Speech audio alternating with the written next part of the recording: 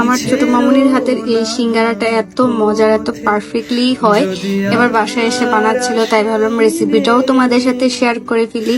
Hello আসসালামু আলাইকুম, welcome back to my another video. কেমন আছো সবাই? সিঙ্গারার ডো তৈরি করার জন্য প্রথমে দিয়ে দিল ময়দা, তারপর দিয়ে দিল আটাটা একটু কম দিবে ময়দার তুলনায়। তারপর দিয়ে দিল কালো জিরে, লবণ, তেল দিয়ে শুকনো উপকরণগুলোর সাথে খুব ভালো করে মিশিয়ে নিচ্ছিল।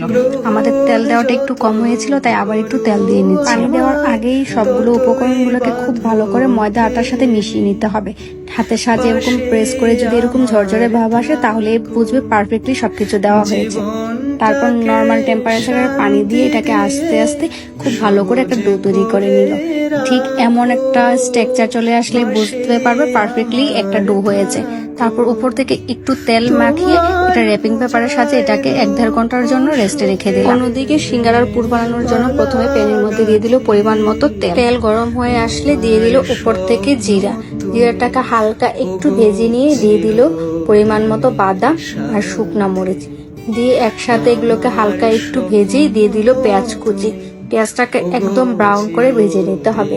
ব্রাউন হয়ে আসলে দিয়ে দিবে টমেটো কুচি, কাঁচামরিচ কুচি দিয়ে সবগুলোকে একসাথে কিছুক্ষণ ভেজে নিতে হবে। সবকিছু একটু ভাজা ভাজা হওয়ার পরই দিয়ে দিল আদা রসুনের পেস্ট। তারপরে এগুলোকে একসাথে খুব ভালো করে আবারও ভেজে নিচ্ছিল যেন মশলার কাঁচা গন্ধটা চলে যায়। পরপরই দিয়ে দিল পরিমাণ মতো লবণ, ধনিয়ার গুঁড়া, জিরার গুঁড়া।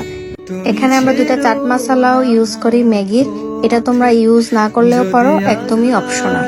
তারপর সবকিছুকে আবারও ভালো করে মিক্স করে একটু পানি দিয়ে মশলাটাকে কষাতে দিল। মশলাটা কষে আসলে উপর থেকে একটু হলুদ দিয়ে নাড়াচাড়া করে আগে থেকে সিদ্ধ করে রাখা আলুগুলো দিয়ে দিল। দেন সবকিছু খুব ভালো করে একসাথে মিশিয়ে নিচ্ছিল। তারপর উপর থেকে ধনিয়া পাতা কুচি দিল, দিয়ে আবারও সবকিছু খুব ভালো করে মিশিয়ে নিচ্ছিল। আমাদের মনে হচ্ছিল জালটা একটু কম হয়েছে, তাই আবার উপর থেকে একটু চিলি ফ্লেক্স দিয়ে নিল। তোমাদের ইচ্ছা মতো ছোট বড় আকারের লেচি কেটে নিয়ে লম্বা লম্বি আকারের এরকম রুটি বানিয়ে মাঝখান থেকে কেটে নিবে। এখন সিঙ্গারার শেপ কিভাবে দিবে এটা তো মুখে বলে বোঝানো পসিবল না, তাই তোমরা ভিডিও দেখে কিন্তু বুঝে নিতে হবে। একটা কথা হচ্ছে যে তোমরা সাইডের মুখগুলো মারার জন্য শুধু পানি ইউজ করবে।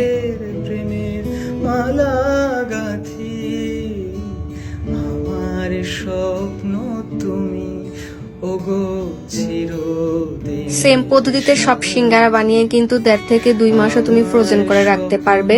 জাস্ট সবগুলো সিঙ্গারা বানিয়ে কিছুক্ষণ ফ্রিজে রেখে শক্ত করে নিবে।